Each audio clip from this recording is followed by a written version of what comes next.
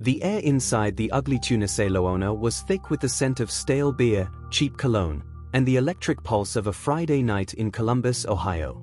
It was March 31, 2006, the beginning of spring break at Ohio State University, and Brian Shaffer, a 27-year-old medical student, was out celebrating with friends.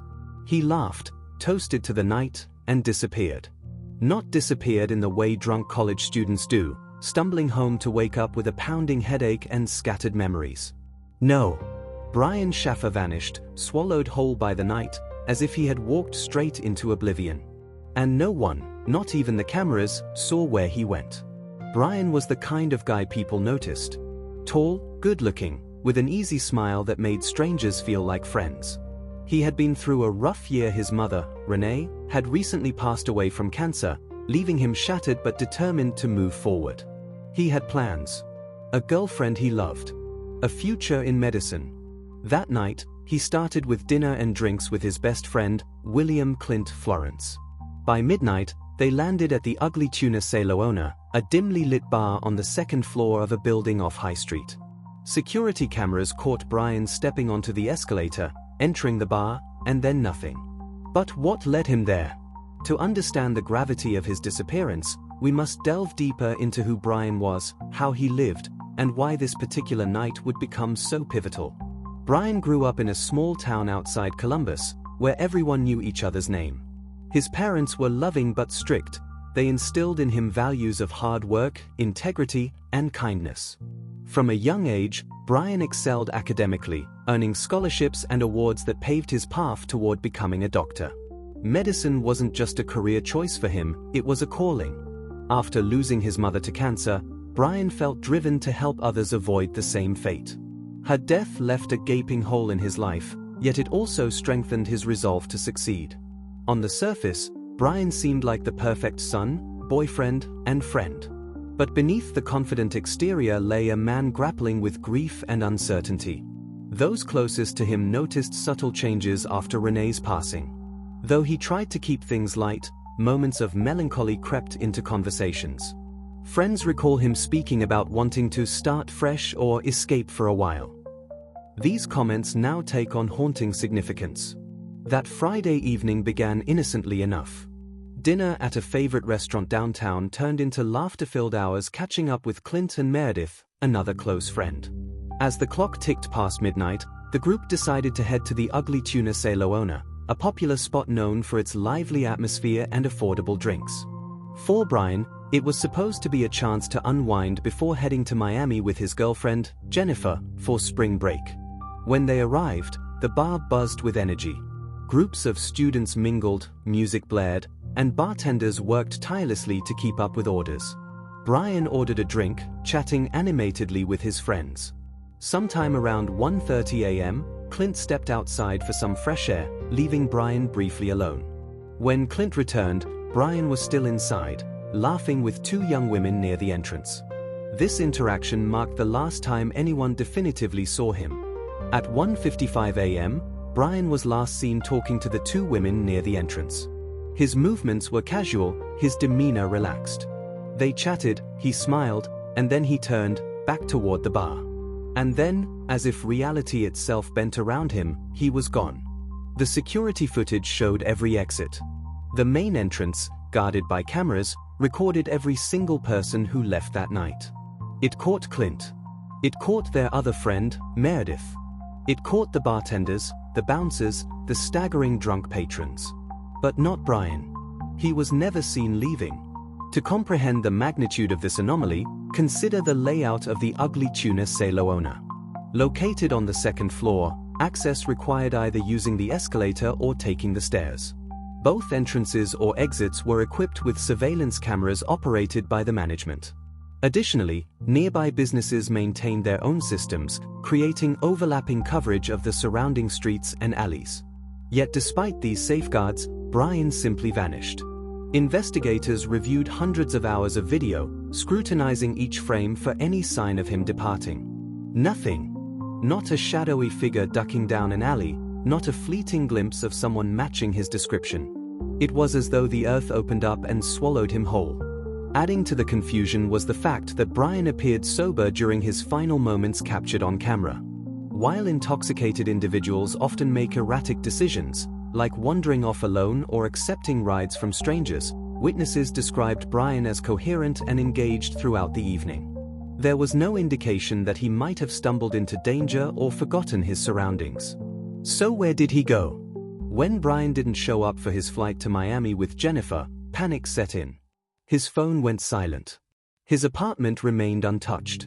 Friends, family, and the police scoured the city, searching alleyways, dumpsters, and the dark crevices of Columbus's underground tunnels. Dogs sniffed for his scent. Not a trace.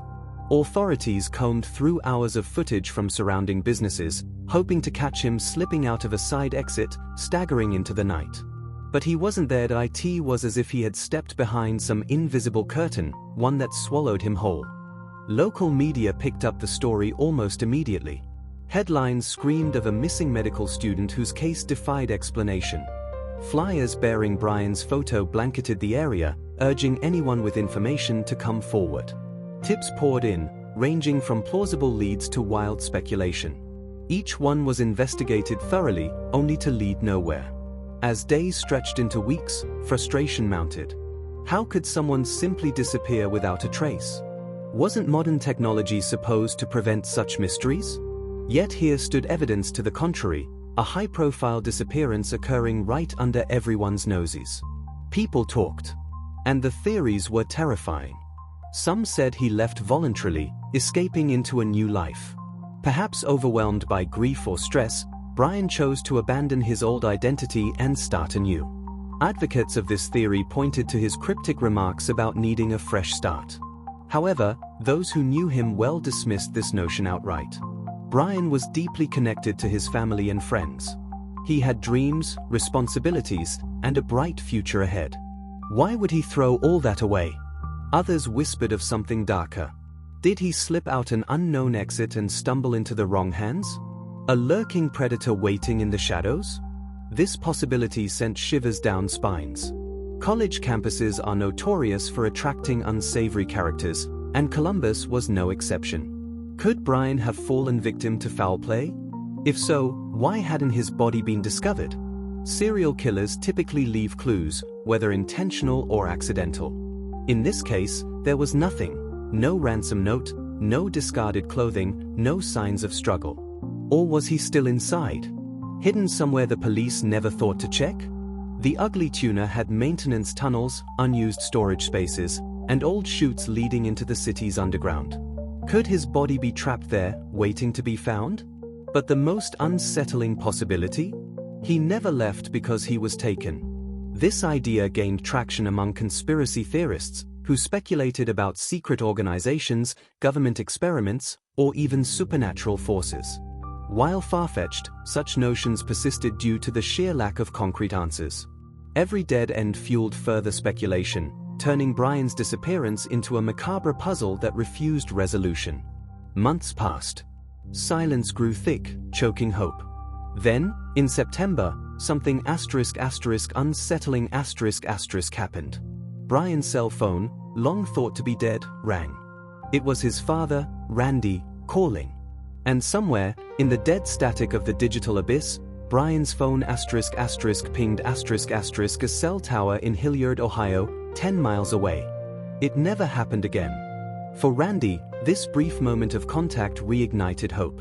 Maybe Brian was alive after all, perhaps held against his will or unable to communicate directly. Desperate for answers, Randy contacted authorities, demanding they investigate the signal location. Unfortunately, by the time officers arrived, the site yielded no useful evidence. Still, the incident served as a chilling reminder that Brian's absence left ripples extending far beyond his immediate circle. Brian's father refused to give up. He appeared on talk shows, pleaded with the public, begged for answers. But the void gave nothing back. Then, in 2008, tragedy struck again. Randy Shaffer was outside his home when a freak windstorm sent a tree crashing down, killing him instantly. Some whispered that it was fate, tying up loose ends in the cruelest way possible. Others, the ones who could still hear Brian's name echoing in the empty spaces he left behind, believed something far worse. that the man who had spent his last years searching for his son was silenced. Randy's death added another layer of mystery to the already convoluted narrative. Conspiracy theorists seized upon this event, suggesting foul play orchestrated by whoever wanted Brian gone forever. Meanwhile, skeptics argued it was merely coincidence, a tragic accident compounded by emotional exhaustion. Regardless of interpretation, Randy's passing left Brian's mother, sister, and extended family grappling with renewed sorrow. Their quest for closure continued, albeit tempered by the harsh realities of time and diminishing resources. Years passed, and the mystery remained frozen in time, until 2020, when an anonymous photo surfaced. It was an eerie image, a disheveled, bearded man staring into the camera, his eyes hollow, his face gaunt, an AI facial recognition tool suggested it could be Brian. The photograph emerged via social media, shared by a user claiming to have snapped it during a trip to Central America. Details about the encounter were sparse, with the uploader refusing to divulge exact locations or dates. Nevertheless, the resemblance sparked widespread interest, prompting renewed efforts to locate Brian. Experts examined the photo meticulously, comparing it to known images of Brian. Some noted striking similarities, particularly in bone structure and overall facial features. Others dismissed it as wishful thinking, citing poor lighting and angles that distorted the subject's appearance. Despite conflicting opinions, the picture reignited hope among supporters. Could Brian really be alive, stranded somewhere far from home? Or was this just another cruel mirage in the endless nightmare of his disappearance? What makes Brian Shaffer's case so compelling is its multifaceted nature. On one hand, it represents a classic cold case, a missing person scenario complicated by insufficient evidence and contradictory testimonies. On the other hand, it transcends traditional boundaries, venturing into realms of the bizarre and unexplainable. Consider the following factors. 1. Surveillance gaps. Despite extensive camera coverage, Brian somehow managed to evade detection. How is this possible unless external forces intervened? 2. Cellular activity. The mysterious ping months after his disappearance hints at potential tampering or interference with electronic devices. 3. Environmental factors. The ugly tuna saloon's proximity to underground tunnels raises questions about hidden compartments or escape routes. 4. Psychological impact. The toll on Brian's family underscores the devastating consequences of unresolved trauma. Each element adds depth to the mystery, challenging conventional investigative methods and inviting alternative perspectives. Throughout history, numerous cases bear striking resemblance to Brian's situation. One notable example involves Ambrose Bierce, the celebrated American writer who disappeared in Mexico in 1913. Like Brian, Bierce vanished without a trace, leaving behind only speculation and conjecture. Another instance involves Madeleine McCann, a young girl abducted from her bed in Portugal in 2007. Her case remains unsolved, fueling debates about child trafficking networks and international conspiracies. These parallels highlight recurring themes within missing persons investigations: incomplete data, unreliable witnesses, and pervasive uncertainty. They also emphasize the importance of collaboration between law enforcement agencies, forensic experts, and private citizens dedicated to solving such enigmas. Advances in technology offer both advantages and disadvantages when addressing cases like Brian's. On the positive side, tools such as DNA analysis, satellite imagery, and advanced algorithms provide unprecedented capabilities for identifying suspects and locating victims. Conversely, reliance on digital infrastructure creates vulnerabilities susceptible to hacking, manipulation, and failure. In Brian's situation, reliance on surveillance footage proved problematic due to gaps in coverage and inconsistencies in recording quality. Similarly, cellular triangulation failed to pinpoint his exact location, highlighting limitations inherent in current methodologies. Future innovations may address these shortcomings, offering more robust solutions for tracking individuals across diverse environments. Until then, investigators must rely on ingenuity and perseverance to unravel mysteries shrouded in ambiguity. Brian Shaffer's case stands as one of the most unsettling disappearances in modern history. No body, no struggle, no answers, just the eerie silence of a man who walked into a bar and never walked out. For those touched by his story, the search continues, not merely for closure, but for understanding. What happened to Brian? Why did he vanish without a trace? And can humanity ever truly confront the darkness lurking within its collective psyche? Until these questions find answers, Brian's memory lingers, whispering softly through the shadows of our shared reality.